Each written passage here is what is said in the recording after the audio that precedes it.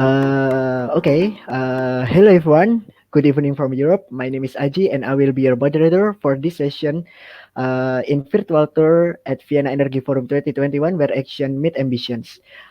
In these special occasions, we will be discussing about clean ocean through clean communities with our distinguished speakers that are already among us by now. First is Miss Oda Corneliusson.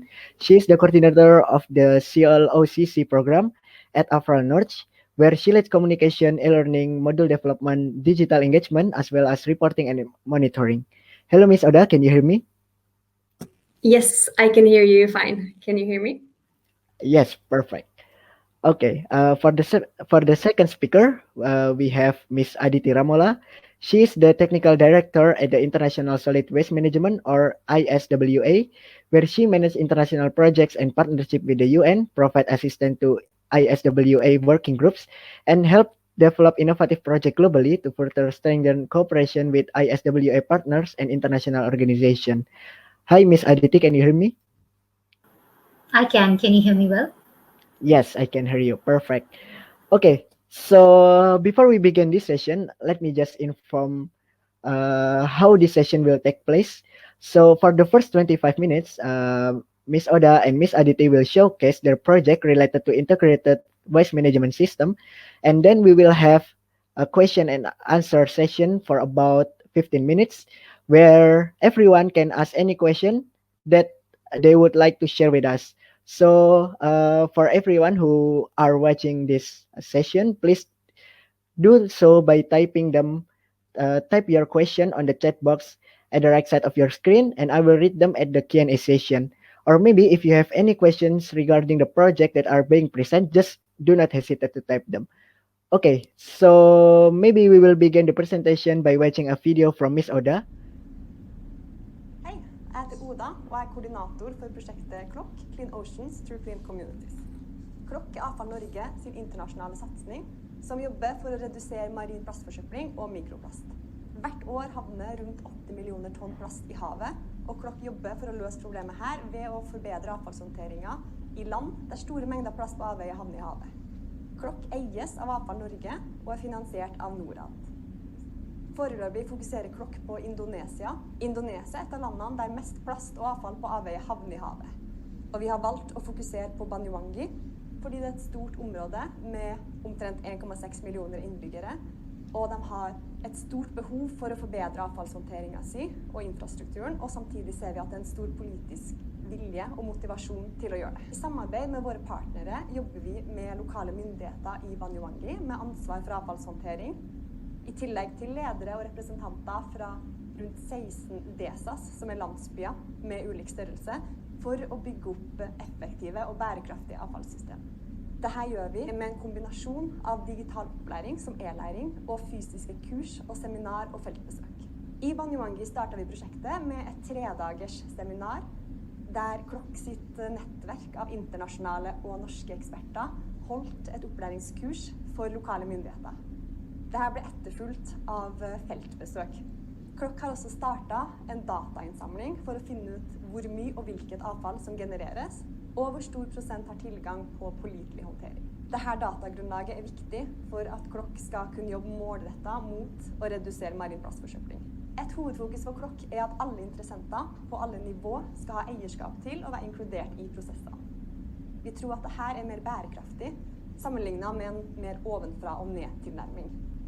Derfor har CLOCC arrangert flere møter med myndigheter, NGO-er og ledere i landsbyer for å finne ut hvilket avfallssystem som passer best, basert på eget ønske, behov og kontekst. Og nå jobber CLOCC mot en bærekraftig avfallsplan i Banyuwangi. Neste steg blir ekspansjon til Bali og andre områder i Indonesia. Sammen med våre partnere håper vi at vi kan bidra til å redusere marin plastforsøpling. Thank you very much for sharing, Aji. Now, as I said in the video, my name is Oda Corneliusson, and I'm the coordinator of the CLOCC program. I work for Avfall Norge, which is the Norwegian Waste Association, and I'm based in Oslo, Norway. I'm going to play another film with some clips from our work and from the challenge.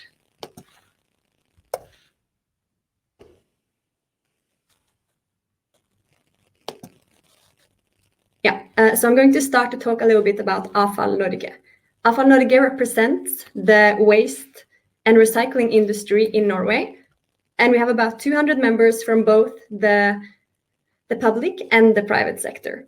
We're leveraging 30 years of industry-specific experience from waste management in Norway to promote and develop socially responsible and environmentally sound waste management practices and policies, both in Norway and in Europe.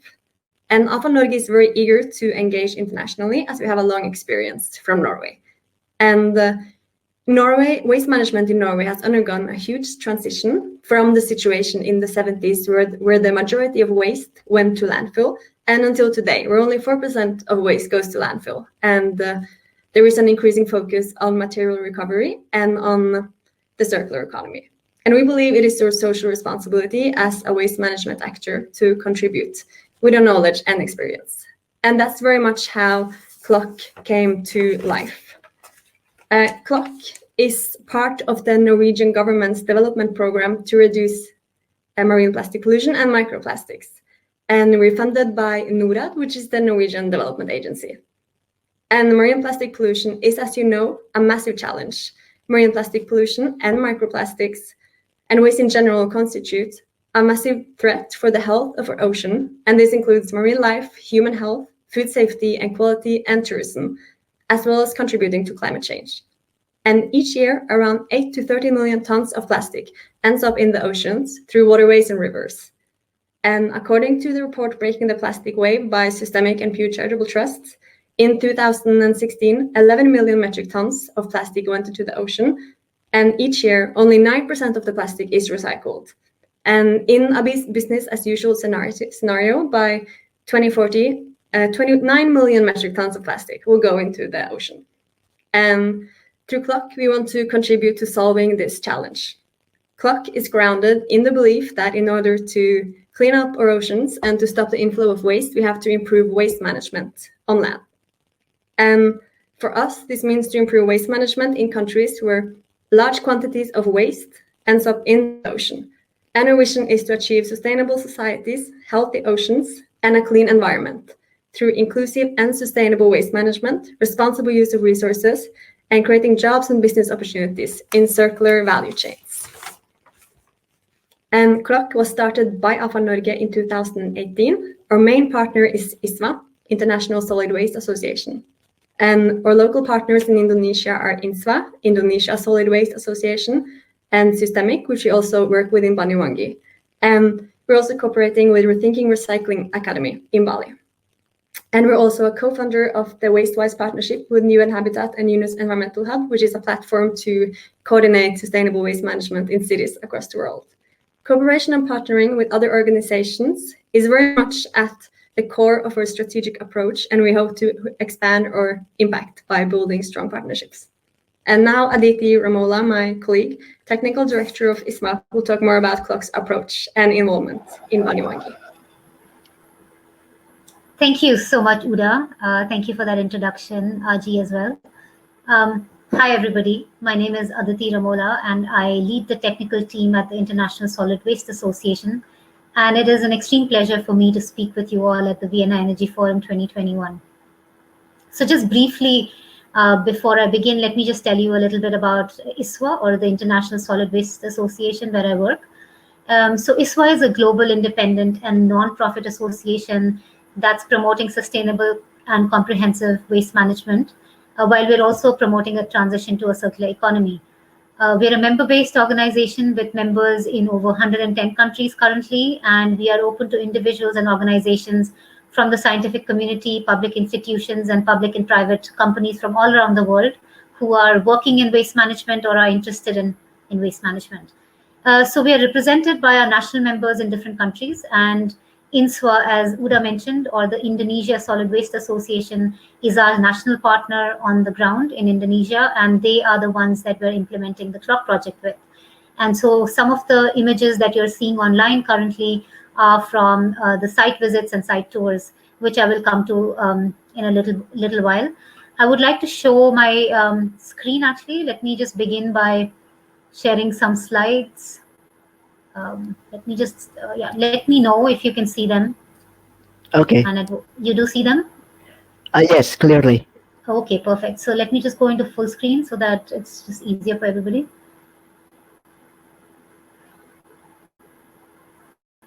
Do you see it well? Yes, we do. It's coming into the other screen. Okay.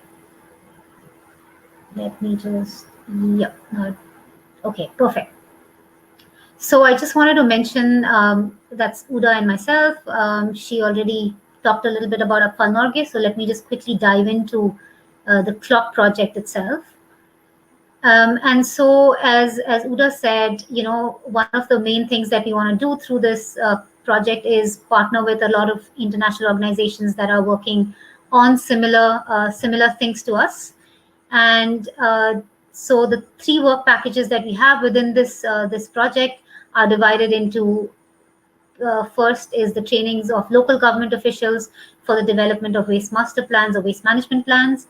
Work package 2 is to take those waste master plans further and provide the people that we are working with a digital network for participants and experts to interact with each other and to actually train, have a relationship between the trainers and the mentors.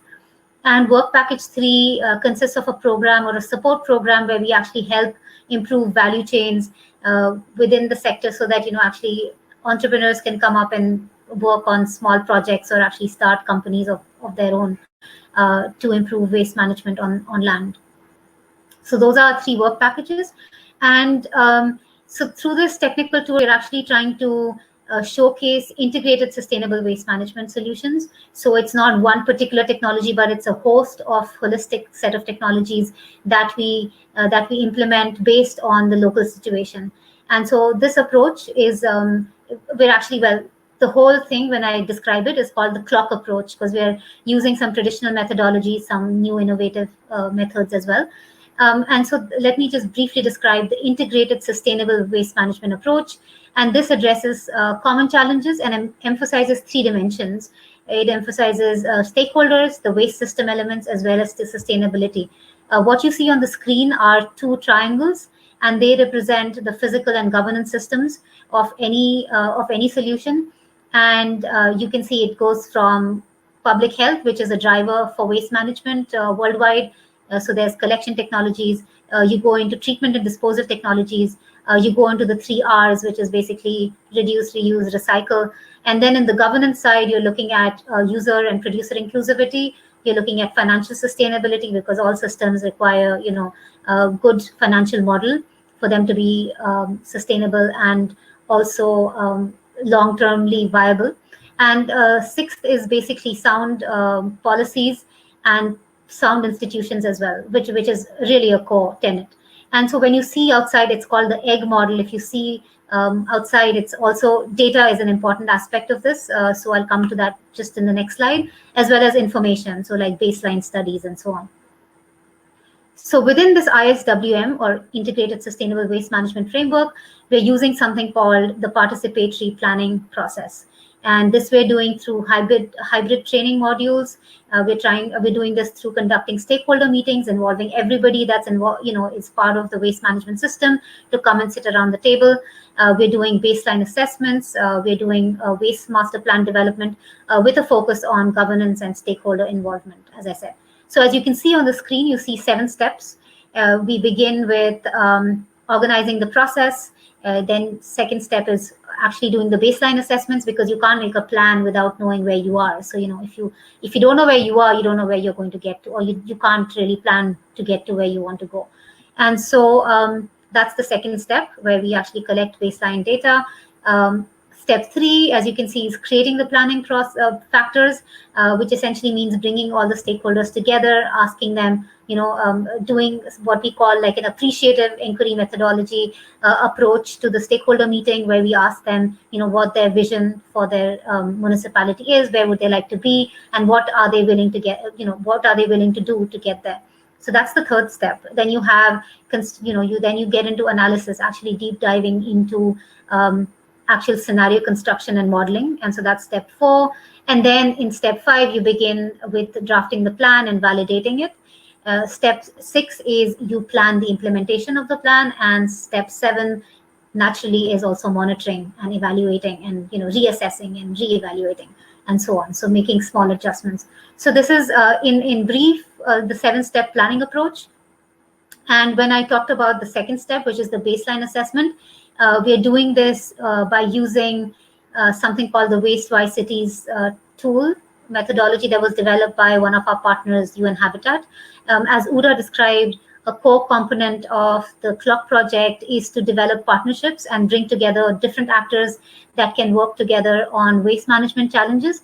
And so we've begun work in Banyuwangi, which is in Indonesia, and we've carried out a baseline assessment using this Waste-Wise Cities tool.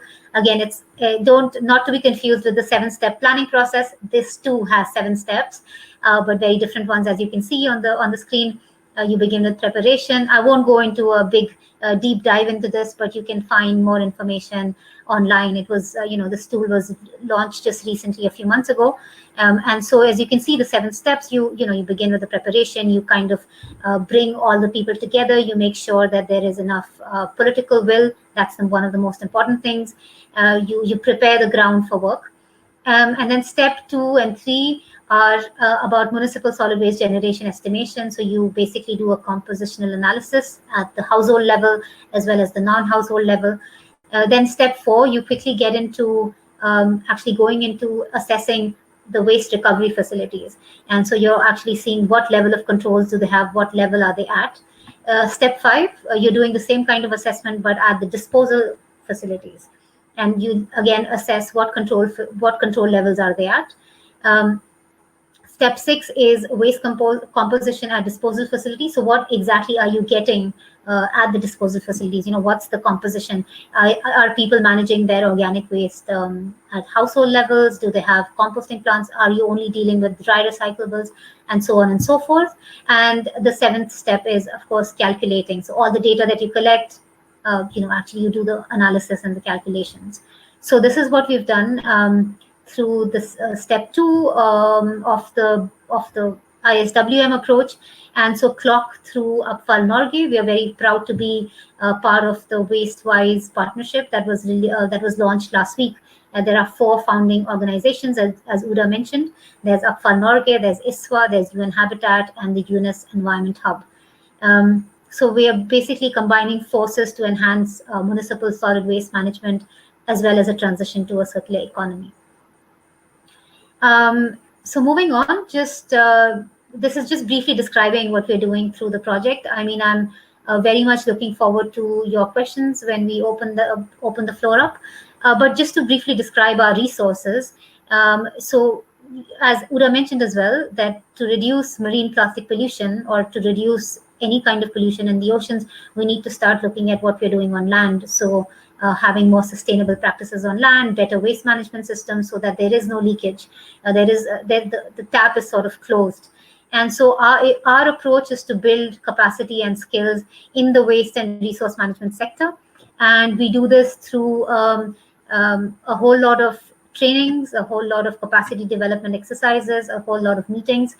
We have a roster of international and local experts and trainers who are available for us to do online trainings as well as in-person trainings and workshops.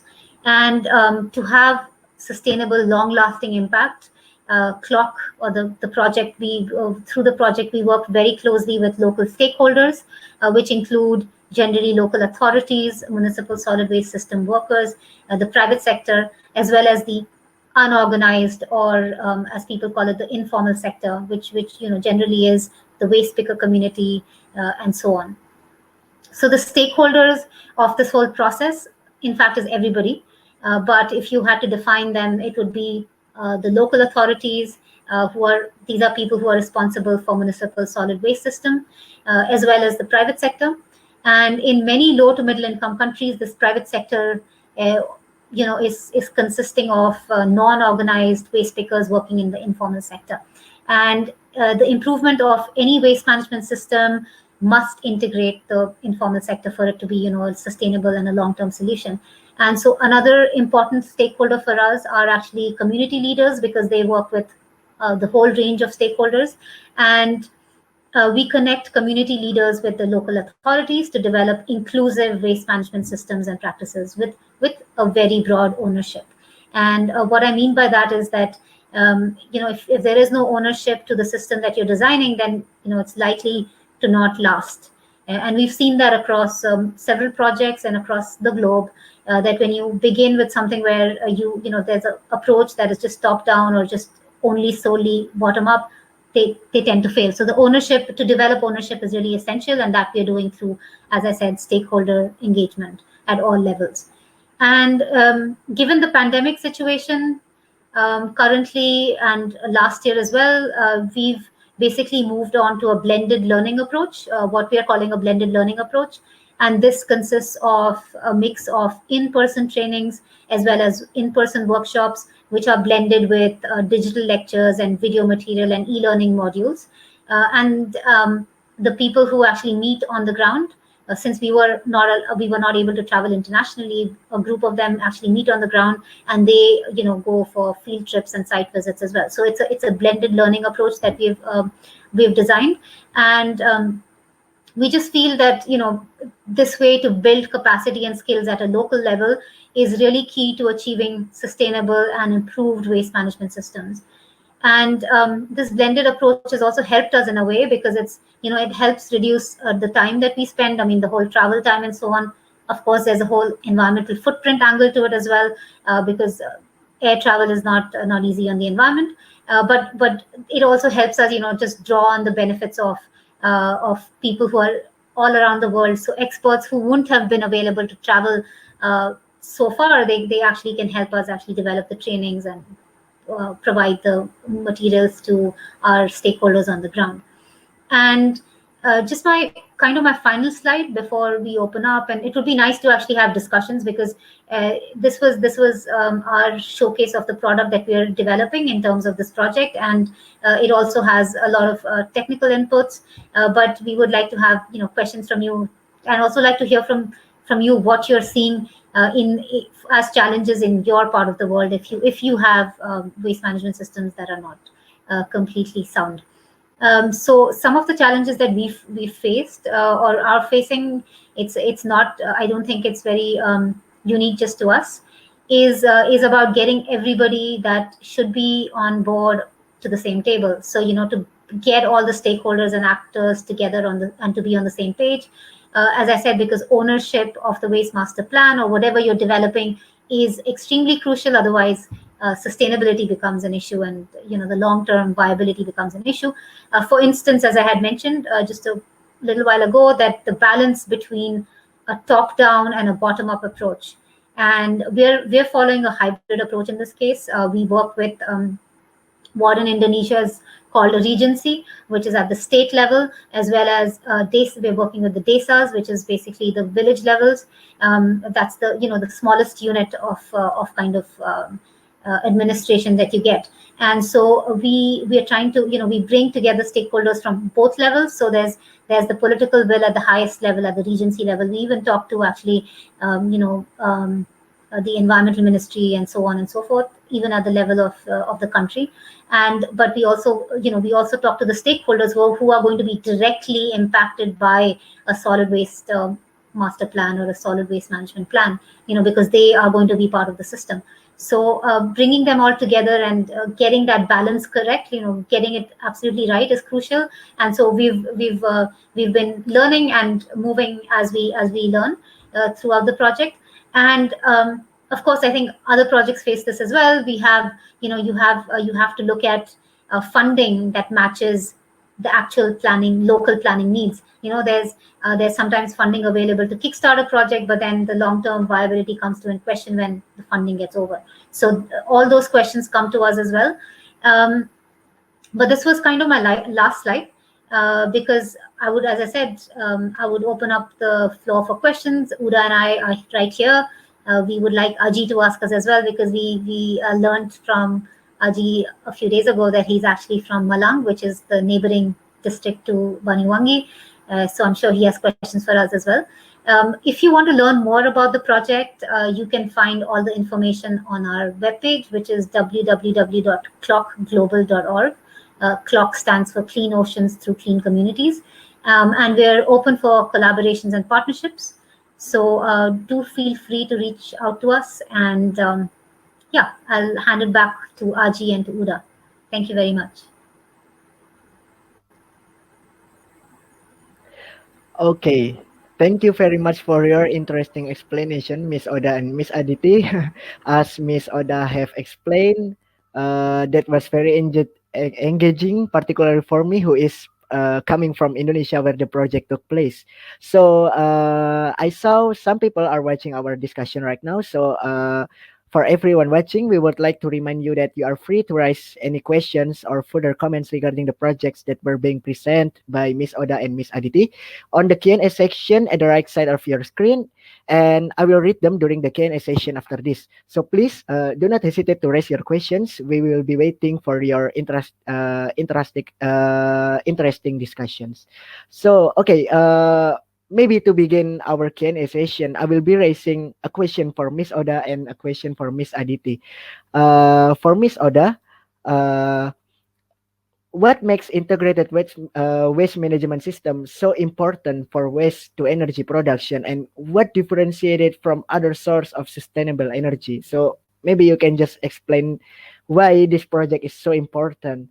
And also for Miss Aditi, can you please explain us briefly who are the real, maybe you have mentioned it earlier, but can you please just explain it a little bit more briefly about the related stakeholders, and what obstacles do they have to deal with when performing their roles within waste management project? So the screen is yours, Miss Oda, maybe.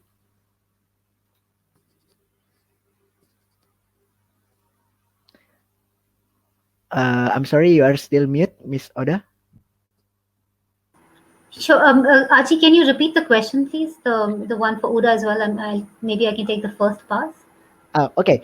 For Miss Oda, what makes integrated waste management system so important for waste to energy production, and what differentiates it from other source of sustainable energy? So can I take that? Yes, Yeah, maybe. sure. Okay. Yeah, okay. Yeah, I can begin with that. No, so that's a good question, actually. So waste to energy it's a technology for managing waste, and to actually, it's one of the incineration technologies that exists, and it can absolutely be part of an integrated sustainable waste management solution. But it always depends on the context. So one shouldn't rush into one technology or the other just because it's available and it's, somebody is coming to you and saying, okay, let's try this. But that's what we're trying to do through our project, that we are absolutely open to every kind of technology. And it can be any kind of incineration. It can be AD, composting, whatever, but it has to be context specific. And so that's where the baseline, as I mentioned to you, the WACT tool that we applied for the baseline assessment, that's what's going to determine it in the end. So there's a lot of factors that play into choosing a technology, and I think one of the big things is to make it to be sure that it's actually applicable to your scenario, because especially when you mentioned waste to energy, we've seen a lot of cases of projects that were installed, or waste to energy was applied, but it kind of failed because either the baseline was not done correctly, people did not look at their composition, they didn't do an analysis, and later realized that actually the composition was completely wrong for this kind of technology. I mean, just to give you an example of where I come from India, and in the last few years there's been kind of a proliferation of technologies here on the ground. People like to go with these waste to energy or any kind of energy recovery technology, but it just so happens that our waste is not in some places. Some places, yes, we in bigger cities we do have a high calorific content waste which can be burned and so on. But generally speaking, if you look at the average Indian town or city, small city, we are still producing a lot of wet waste, which is essentially bio waste. Coming from food and coming from garden waste and so on, and that's very hard to burn because the water content is so high. And so I don't want to name companies, but they've been in kind of, because these technologies are extremely expensive, and once you get into it, you're kind of locked in, because you have an investment of hundreds or millions of dollars, and if it fails, then the whole community is at a loss. So it's not just, and there are these mechanisms to fund them and so on. So ultimately, the company might not suffer, but people do suffer, and our waste management systems suffer. So yeah, it's important. As Aji, your question, it's absolutely important, but it's very context specific. Okay. Thank you for your very extended informations, Miss Aditi. Miss Oda, would you like to add something? Because apparently I saw some questions already being asked. So maybe if you add something, just brief answer if you have to add anything. Okay. Sorry, we cannot hear you, because you are still muted. Okay. Okay, maybe we will just be going to the next questions. Yeah, I see some questions in the Q&A. Uda, I Yep. see you. Okay. So while waiting for Miss Oda, maybe I will She's just not able to unmute. I just yeah. got a message from her. Something is actually going wrong in the. Okay. Okay. I will just. Oh, one. Let me try. Mhm.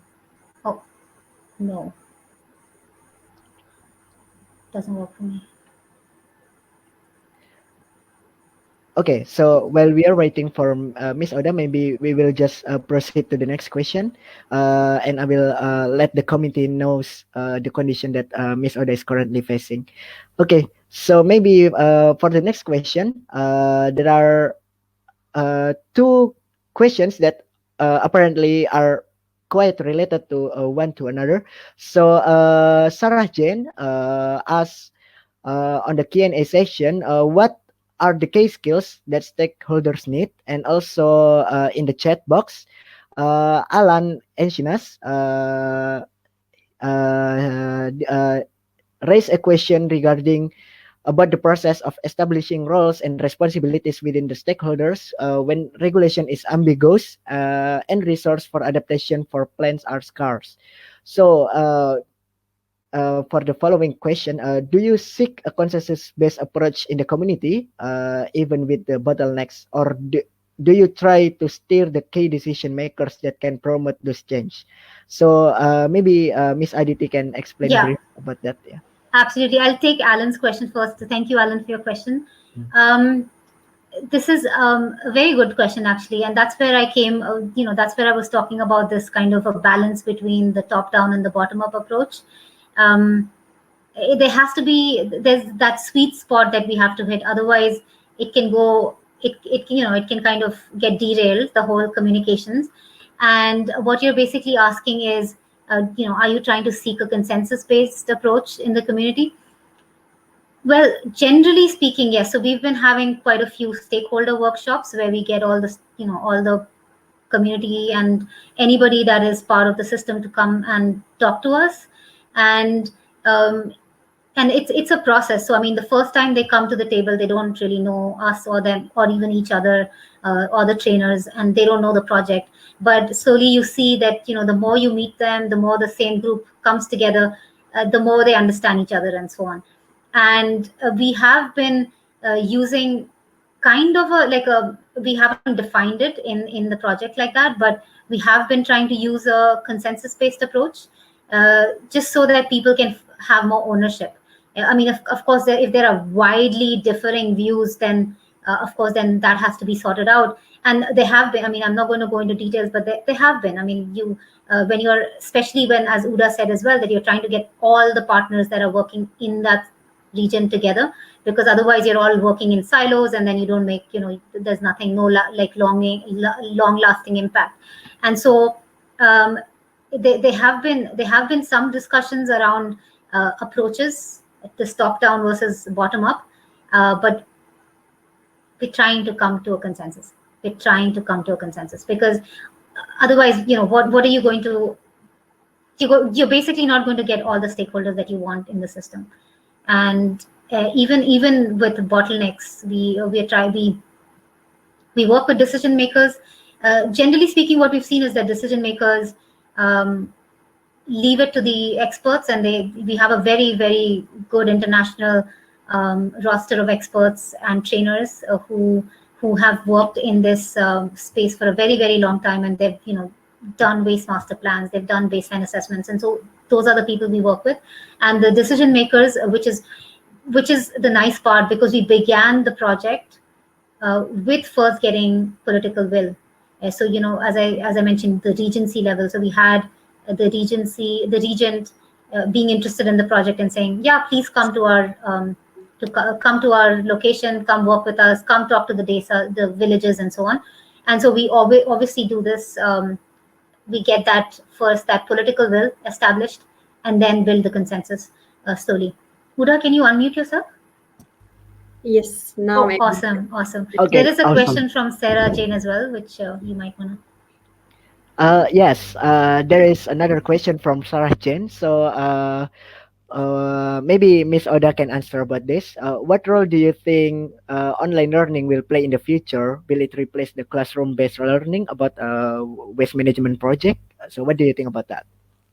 I think it will play a huge role. As Aditi said, we're having a blended learning approach to the CLOCC program, which we were planning to have in the first place, but when the COVID situation came, then we expanded and accelerated the digital learning.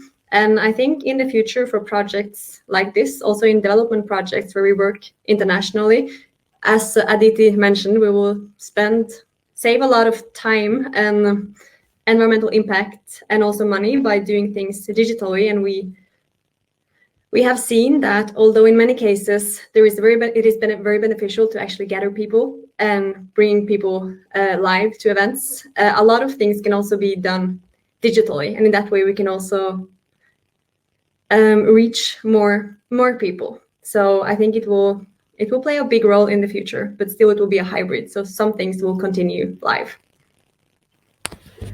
Okay, thank you for your brief explanation, Miss Oda. So I would like to just remind everyone that you are encouraged to raise your question through the Q&A section on the right side of your screen. And also, maybe if you want to comment, if you want to give further comments about the project, you are also welcome to do that. Okay. So maybe for the next question, I have a few more questions here. Maybe Miss Oda and Miss Aditi can give their answer respectively about the fundings of integrated waste management system. So both of you mentions very little about this funding about this project. So can you please just inform us where did you get the majority of your funding from, and how can maybe if the audience are hearing discussion right now, can you please explain us how to get such funding for other projects? I can start with talking about the main funding for this project, which is from NORAD, which is the Norwegian Development Agency. And so it comes from the Norwegian government, which has quite a big program on reducing marine plastics and microplastics. So for now, that is the main source of the program, and they do provide funding to many different organizations and projects around the world. So, and there is quite a big budget. So I think to find a specific criteria list, I would recommend everyone interested to go into NORAD, the Norwegian Development Agency, and look into the program for marine plastic pollution. And also there are a lot of other relevant pots of funding. And if you want to add anything to that, Aditi, then please feel free. Thank you, Uda.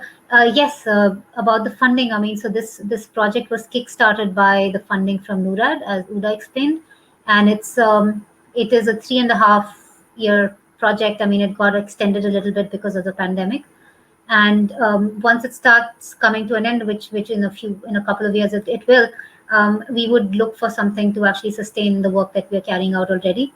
But hopefully, through the waste master plans that we develop, as I said, very context specific, We will try and make the project or the implementation of it as sustainable as possible in terms of financial needs. So maybe we'll need help with setting up facilities and so on, or might need some sort of innovative methodology to actually get get basically technologies established and running. But when you want to run, say, a facility, hopefully it's going to be sustained by the fees that we collect for waste management, or like an EPR scheme, or say some taxes, or some, you might have a tax on landfill, taking waste to landfills. And so that hopefully those kind of setups will offset our needs in the long run. And so that's what's going to actually, basically for us, at least when we measure, when we report back to NORAD in a few years and we go back and do an evaluation of the project, that's what's going to be one of the success criteria, is that how sustainable is a project without anyone else's external support and stuff like this. And currently in the places that we are working in, and we're also going to go to Bali next, there's a push, as I was telling you, Aji, at the national level, because there might be, I think, the G7 next year in Bali. I'm not completely certain, but they are pushing for sustainable waste management systems. And so political will is literally at the highest level. And so hopefully we'll be able to get funding to carry out our project further. Yeah. Okay, thank you for your answer. So for everyone who is listening to this discussion, as mentioned by Miss Oda, you can ask maybe and also looking for fundings at the website of the government of Norwegia, because they apparently provide a lot of fundings for waste management system. And currently for people who are coming from the global south, the political will for waste management system projects is currently at the highest level. So maybe hopefully it will give a lot of further fundings for waste management project. Okay, so we still have about 5 to 6 minutes left for this discussion.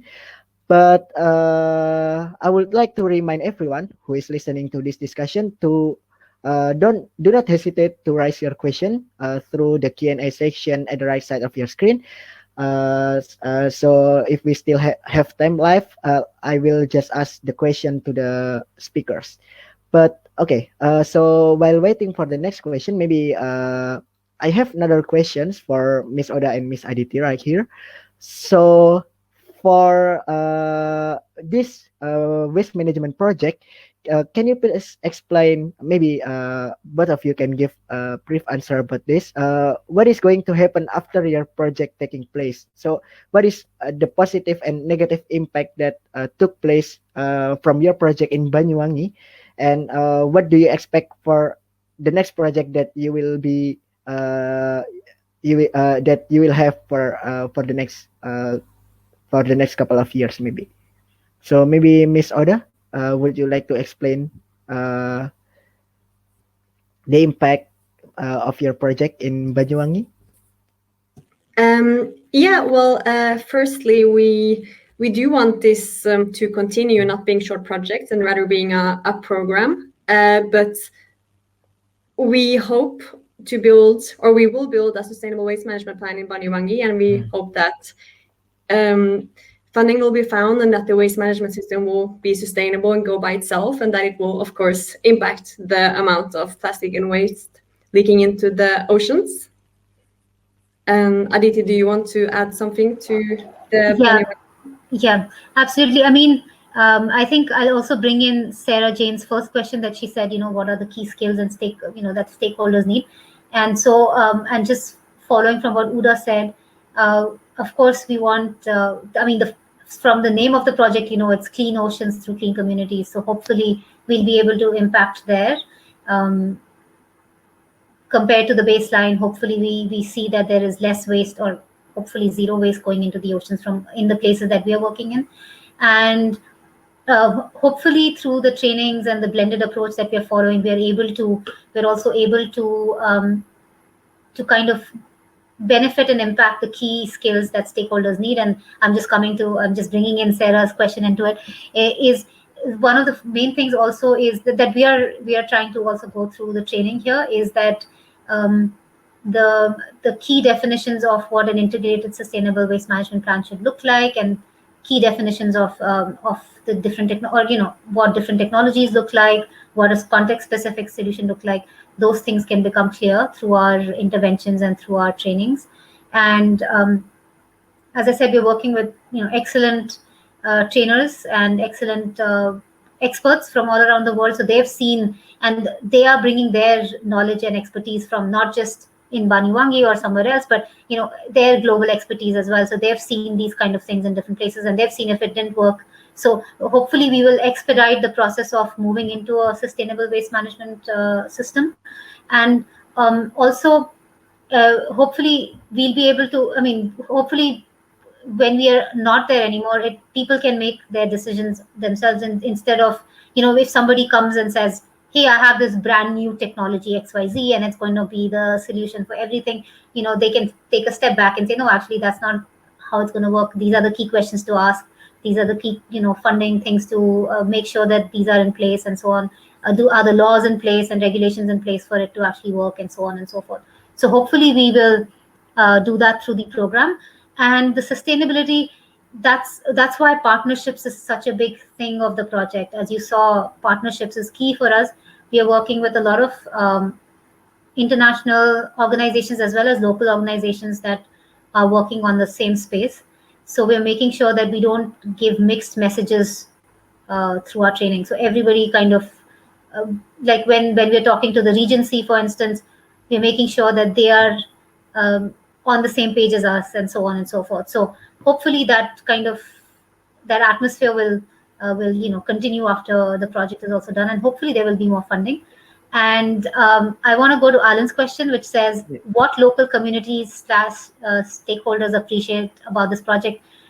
One thing about CLOCC specifically, and not the other organizations I'm saying, is that we've also brought in, as I said, the bottom-up approach and the desa approach, which is the village approach, which if you look at the 2016 master plan for Indonesia that there was, they hadn't taken into account a lot of the rural settings, and we are kind of changing that.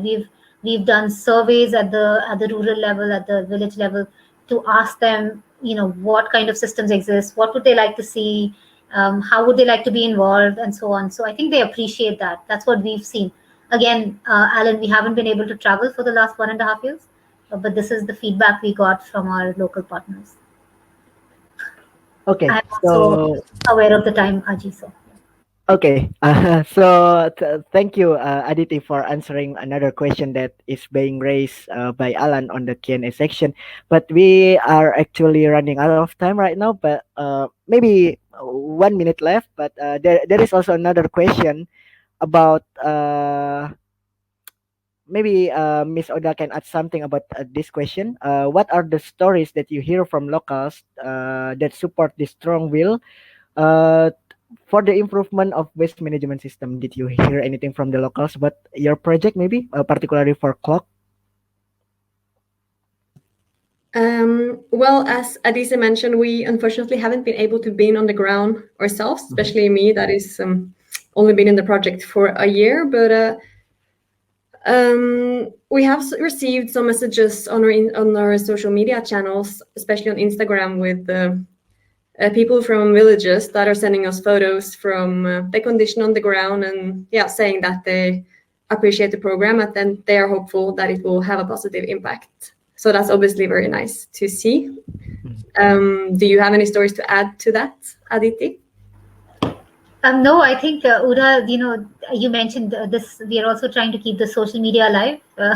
It's hard sometimes, but we have Uda. We have a WhatsApp group. We have an email chain. We have the website. Yeah, newsletter, WhatsApp group, Instagram, and LinkedIn. Oh my gosh! Instagram is a good way of talking to locals in the villages as well. And then on the WhatsApp channels, there is a lot of activity. Unfortunately, not everything is being translated because it's in Indonesian, but we have our Indonesian colleagues on the ground helping us with that. But yeah. Okay. Thank you so much for your explanation, Miss Aditi and Miss Oda. So we are going to end this session right now because this is the time where the schedule has ended. So thank you for your explanation, Miss Aditi and Miss Oda. This has been a very engaging discussion. So for everyone who is listening right now, we can connect after this, maybe in LinkedIn, on our social media that has already mentioned by Miss Oda and Miss Aditi. So you can follow us on social media for further informations, and for everyone who is interested to follow or maybe make another project in waste management, just do not hesitate to call. To connect with us through our social media, and also we'll see you in another engaging discussion regarding Clean Ocean through Clean Communities project by Miss Oda and Miss Aditi. Okay, so maybe that's all. Thank you for your explanation, and I'll see you on another occasion. Goodbye.